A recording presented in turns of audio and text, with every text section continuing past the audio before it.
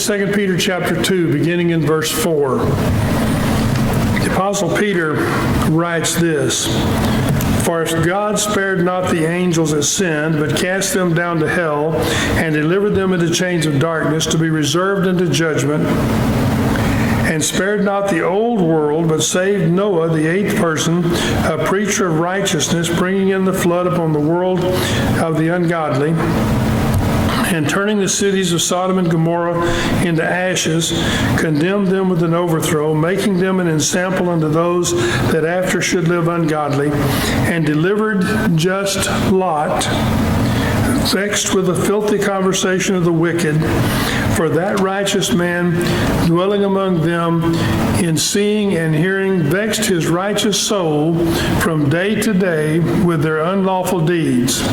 The Lord knoweth how to deliver the godly out of temptations, and to reserve the unjust unto the day of judgment to be punished."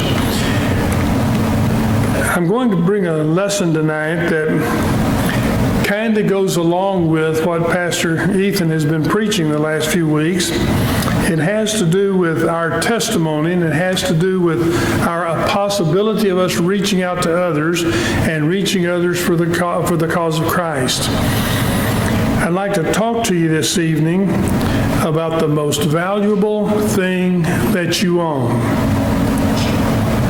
The most valuable thing that you own outside of your salvation. Nothing can compare to the value of your salvation. Jesus said in Matthew chapter 16, verse 25 and 26, "For whosoever will save his life shall lose it, and whosoever will lose his life for my sake shall find it. For what is a man profited if he should gain the whole world and lose his own soul?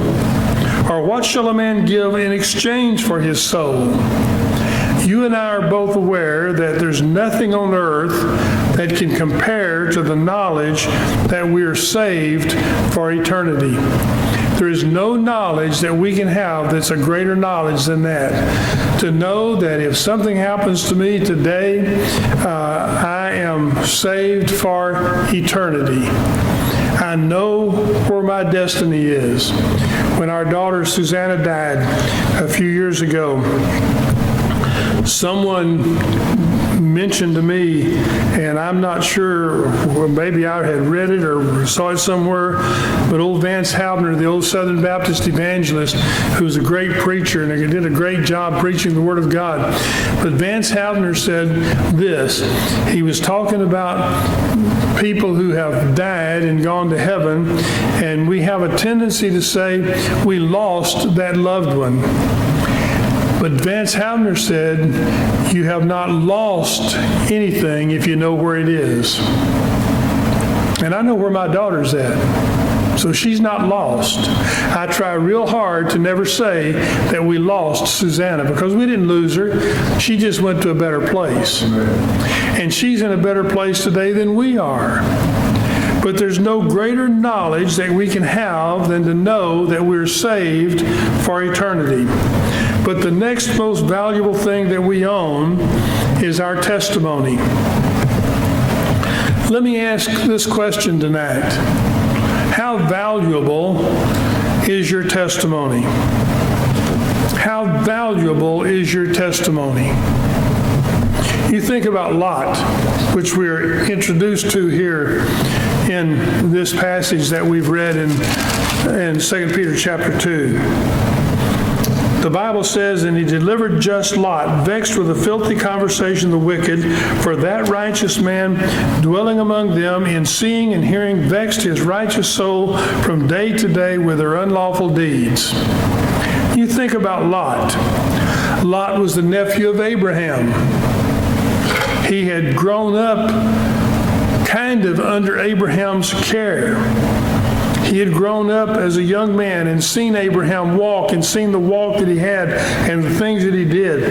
He walked with Abraham. He saw God work in Abraham's life on numerous occasions. Obviously, he came to know the Lord God of Abraham as personal Savior. That's been debated down through the years. Was Lot saved? Some people ask that was he saved, and some people say, I don't believe he could have been. He couldn't have done what he did if he was saved. Well, I disagree.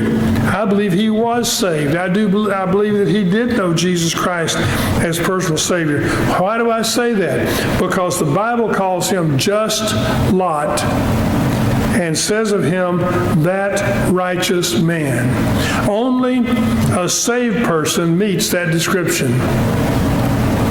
But when you go back to the book of Genesis, you find that the day came when the herds of Abraham and Lot had become so great, they could no longer live in the same place and could no longer run their herds in the same area. They had to split up. They had to make a move. Abraham, being the kind person that he was, went to Lot and said, Lot, you make a choice. You can either go down to the well-watered plains below, or you can go up to the higher area of Israel. You can go to the plain of Jordan or up.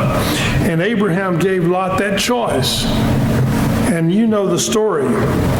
The Bible says, then Lot chose him all the plain of Jordan, but then it says also that he pitched his tent towards Sodom. And many a multitude of messages have been preached how that he pitched his tent towards Sodom, and then got closer and closer and closer until he wound up in Sodom, wound up sitting at the gate of Sodom. And I'll mention that just in passing again in a couple of minutes. The Bible tells us that he moved into Sodom in seeing and hearing. He moved into Sodom, where Peter tells us that righteous man Lot, dwelling among them in seeing and hearing, vexed his righteous soul from day to day with their unlawful deeds. Sodom and Gomorrah were two of the most wicked cities that have ever existed, and God destroyed them because of their wickedness. And we know that. We understand that. And we see that Lot moved in there, and he became vexed with the filthy conversations of those cities. Lot had a good testimony. Now let me say that again. Lot had a good testimony. There was a time in Lot's life when he could tell anybody, I know the God of heaven. I've walked with Abraham. I've seen God work in his life. And I believe he could say, I've seen God work in my life. And I believe he could say, I have a testimony for knowing Jesus Christ and knowing God as Savior. He had a good testimony. But he looked on the world and all its pleasures, and he gave up his testimony for God, and he took on the attributes of the world with all of its sin, with all of its filth. We ask the question, how could such a thing happen? How could that happen? How could a godly man come to such a low end? How could a man that walked with one of the greatest men of God that ever lived, how could he come to a place of sin and worldliness? How could he lose his testimony? If I had a couple of hours tonight, I could maybe go into that. I don't have, and neither do you. You've already said preach as long as I want to, but I learned a long time ago that the mind can only accept what the posterior can endure. And when you get to that point where you can no longer endure, the mind shuts down.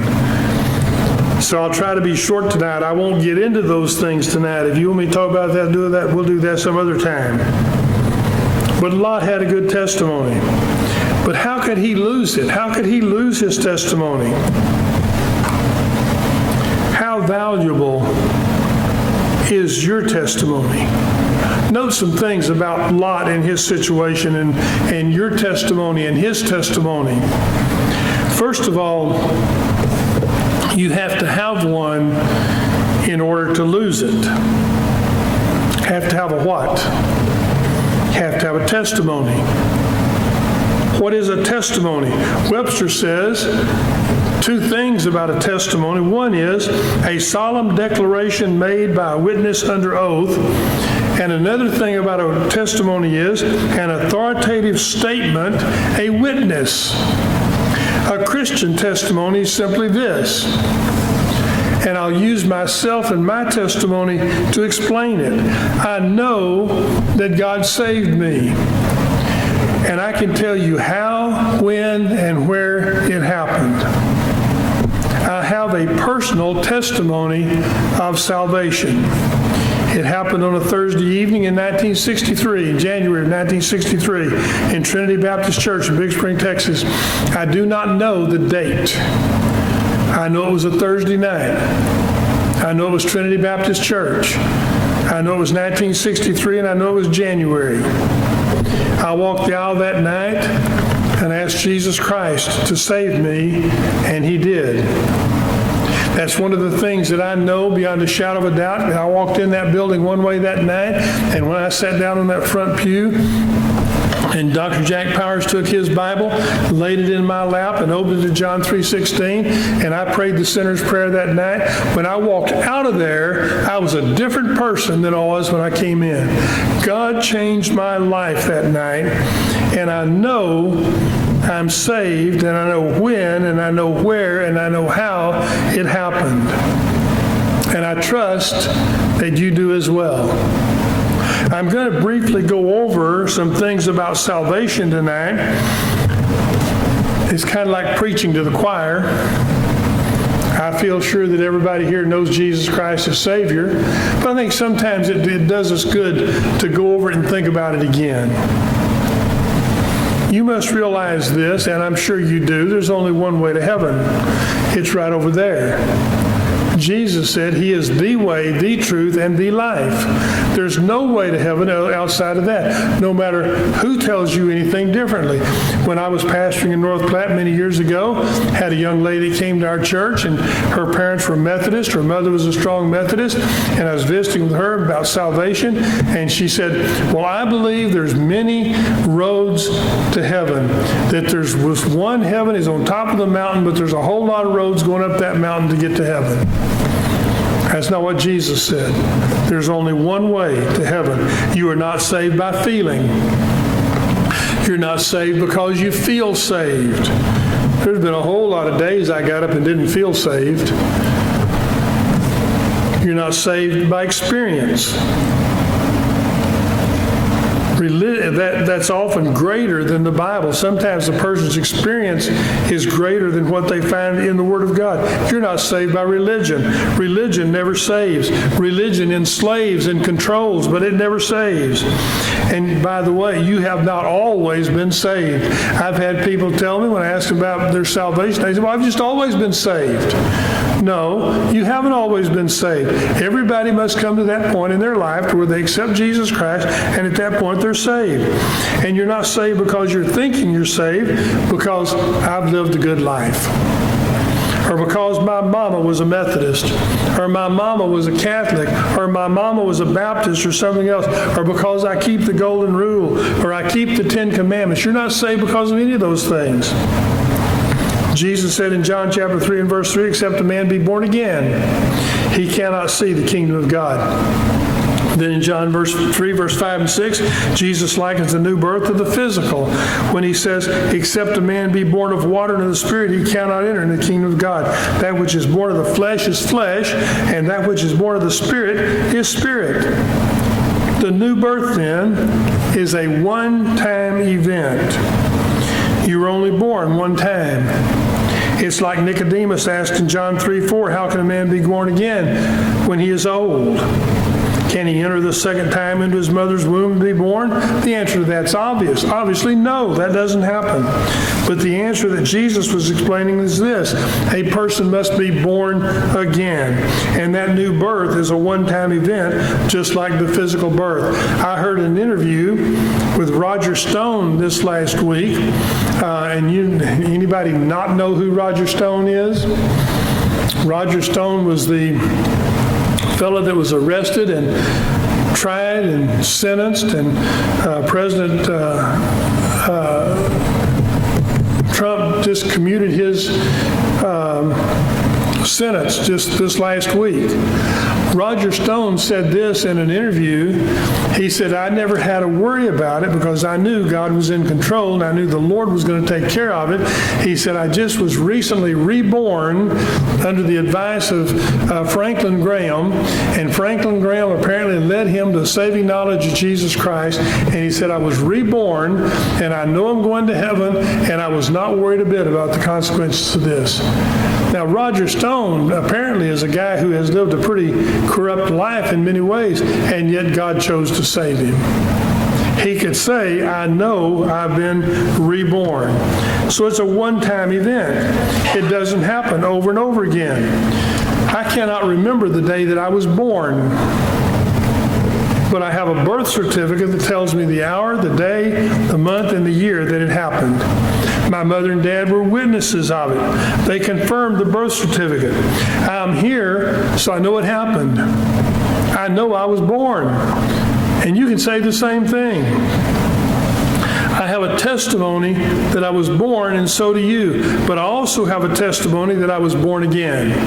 I was there. I remember the events that led up to it. I remember Dr. Jack Powers taking his Bible, leading me to a saving knowledge of Jesus. I have a testimony of that event. Do you? Can you identify the hour, the day, the month, and the year? And by the way, you don't have to know those things in order to know that you're saved, but can you tell what happened and describe how Jesus saved you? If not, you don't have a testimony of salvation because you're not saved. And if you're not saved, then you don't have a testimony for Jesus Christ. Now, note again, Lot had a testimony. He was just Lot, a righteous man, born again by the shed blood of the Lamb of God. And like me, he had come to a place where he confessed his sin and asked Jesus to save him. But folks, he lost his testimony.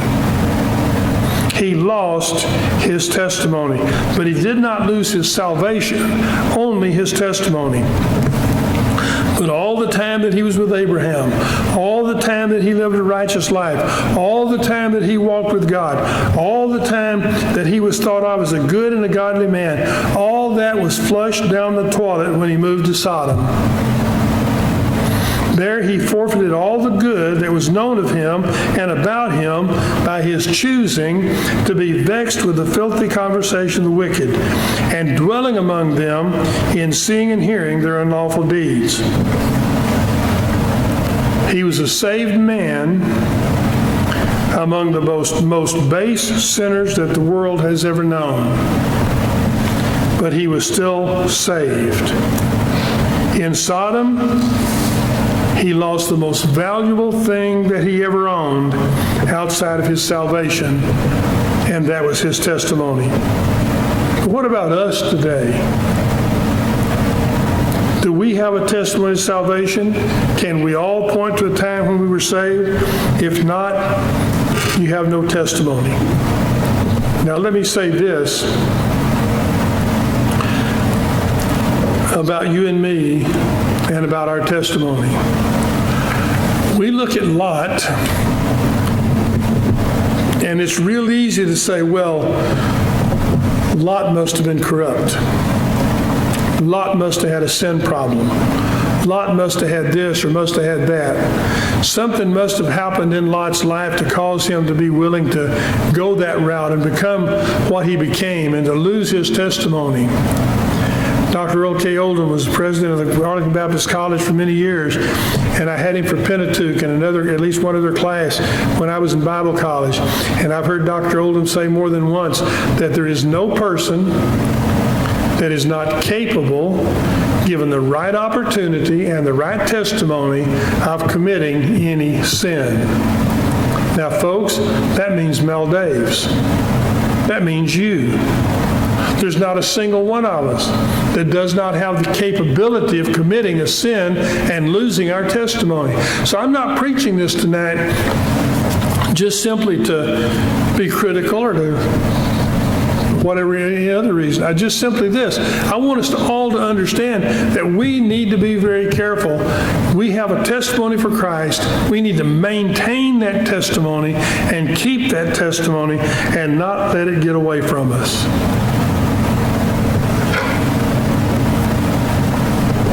Salvation is very simple.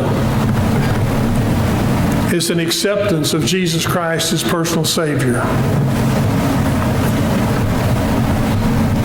Lot had a Lot had a testimony of salvation, but he lost it. What was the result? I think there were two things that were the results of Lot losing his testimony. Number one, the first one was, it hurt Lot to lose his testimony. It hurt him. Here's what we know about Lot. We know he was wealthy. We know he was powerful.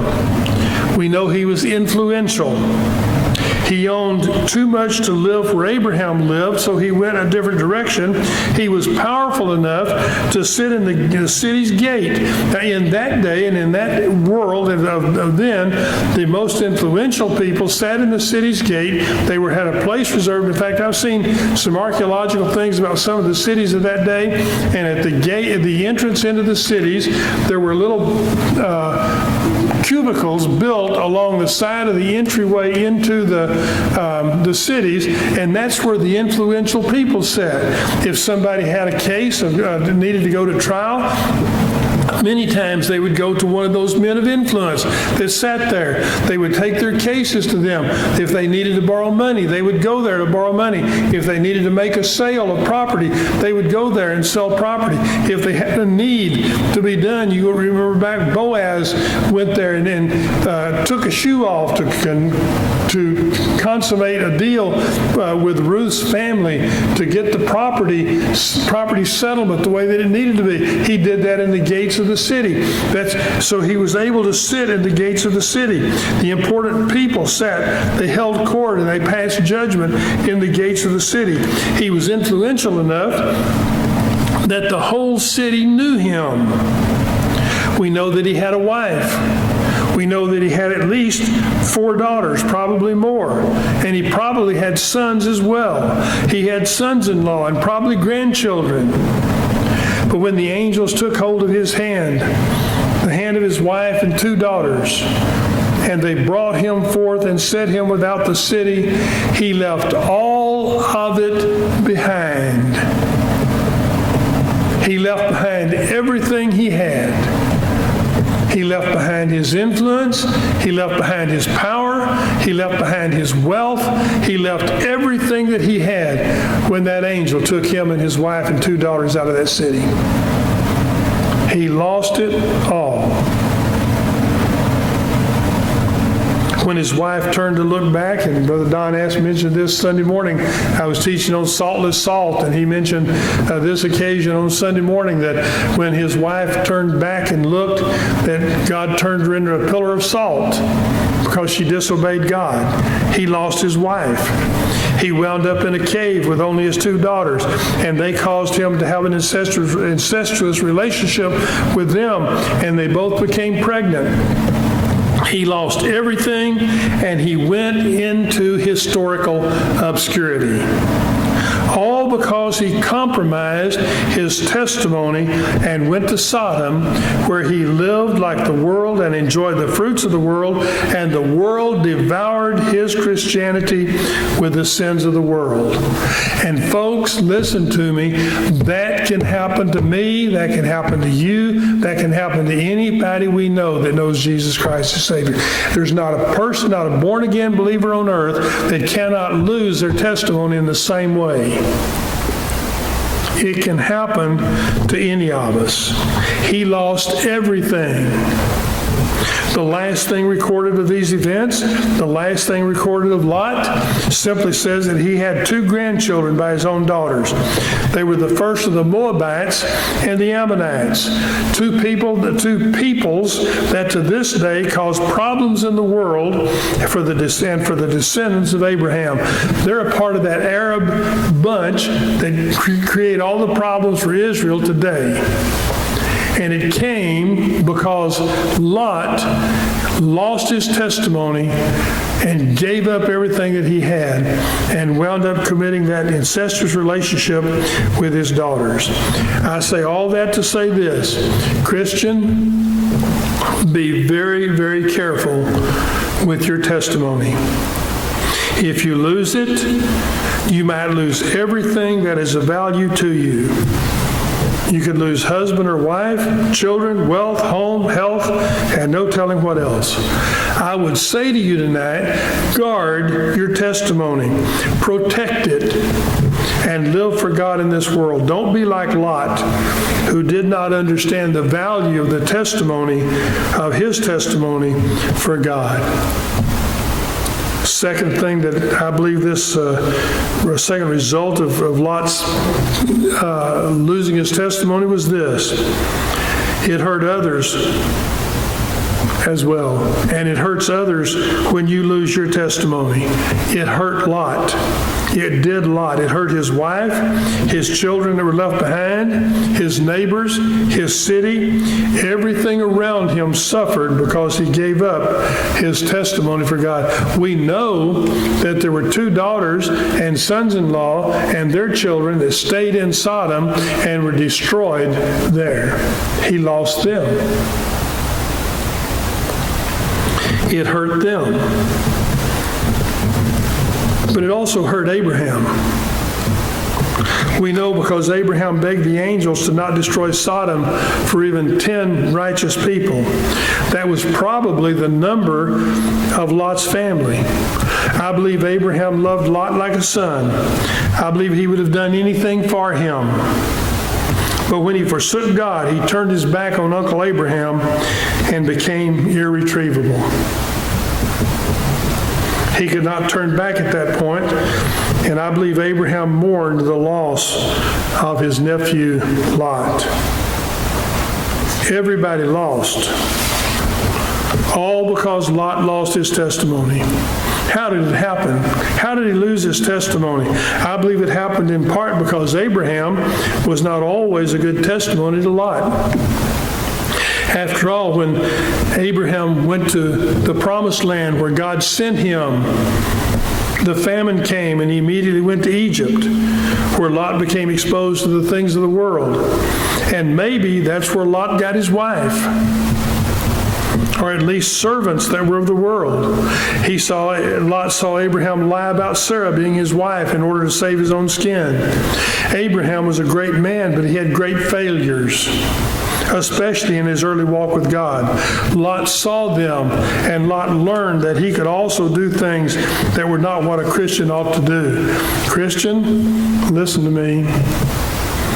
We can also become a stumbling block to others if we're not careful. Let me share with you some stumbling blocks from having a good testimony.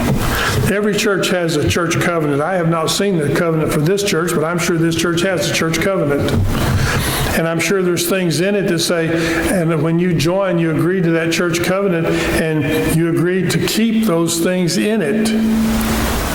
Some things that I know are in some church covenants, most church covenants, not all church covenants. Let me pick out a couple of precepts to show you how not keeping it can be a stumbling block to others. One of them is to contribute cheerfully and regularly to the support of the ministry. That means to tithe and give to missions and support the ministry. Do you realize that when you don't tithe, and I don't know whether any of you do or don't, it's none of my business. That's between you and God. Hopefully you do. But if you don't, you hurt the ministry by causing this church to potentially have difficulty paying bills and maintaining the ministry. And if you don't tithe, you set a bad example to others who could or should. Another thing, the church covenants that I've seen say that we're to walk circumspectly in the world. That means to walk exact, perfectly, and diligently in the world. That's to walk like Jesus walked.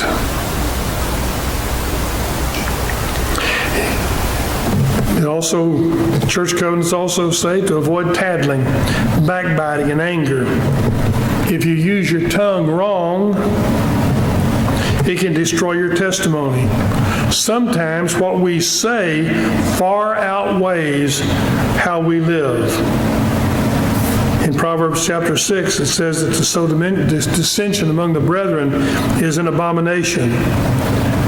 Let me share with you Romans chapter 16, verse 17 and 18, where the Apostle Paul wrote under the inspiration of the Holy Spirit, "Now beseech you, brethren, mark them which cause divisions and offenses contrary to the doctrine which you've learned, and avoid them. For they that are such serve not our Lord Jesus Christ, but their own belly. And by good words and fair speeches deceive the hearts of the simple. Mark them which cause divisions and offenses contrary to the doctrine which you have learned, and avoid them." Another is to abstain from the sale and use of intoxicating drinks.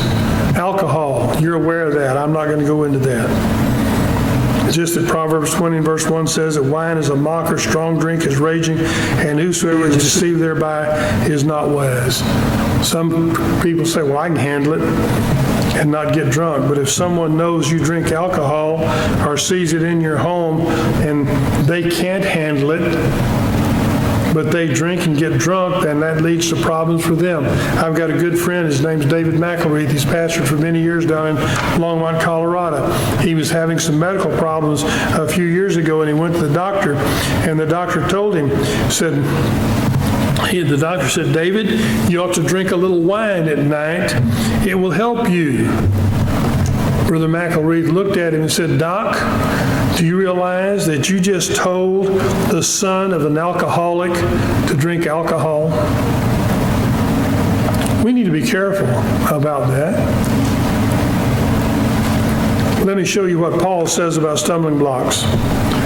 1 Corinthians chapter 6 and verse 12, Paul wrote, "All things are lawful unto me, but all things are not expedient. All things are lawful for me, but I will not be brought into the power of any." 1 Corinthians 10:23 said, "All things are lawful for me, but all things are not expedient. All things are lawful for me, but all things edify not." In other words, I can do anything I want to, but it's not always good that I do it. I could stand at the door of this church and smoke a big old cigar on Sunday morning as people are coming in or going out. I have the right to do that. But what would you think if I did it? You'd think I was a hypocrite and worse. It would not edify you, and it would not be good for me.